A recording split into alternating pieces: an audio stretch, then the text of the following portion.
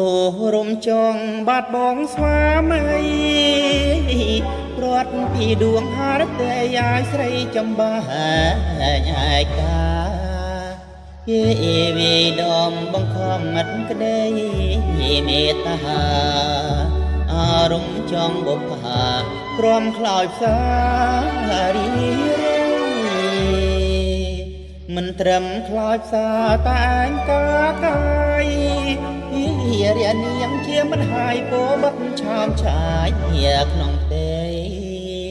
នាងត្អូញថាអស់អើស្វាមីបានដឹងដែរឬអីទុំស្ទើរខ្សែរបងខ្ញុំនៅក្នុងគ្រាដោសានជារនបើសិនហៀងបានរូបប្រប្រានមករួមមនោរមប្រហាជាកាត់ក្ដីសុខ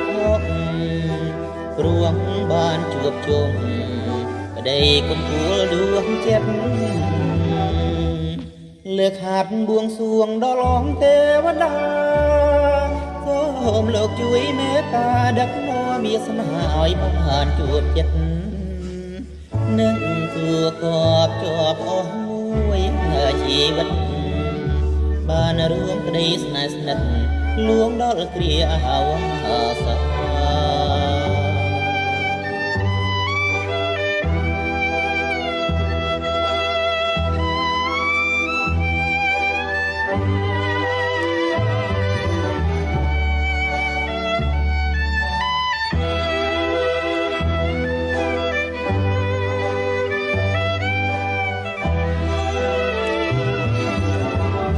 លើកហាត់បួងសួងសូមងទេវតា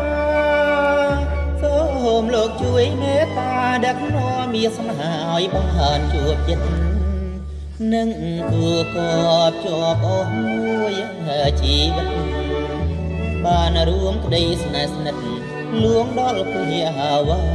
សា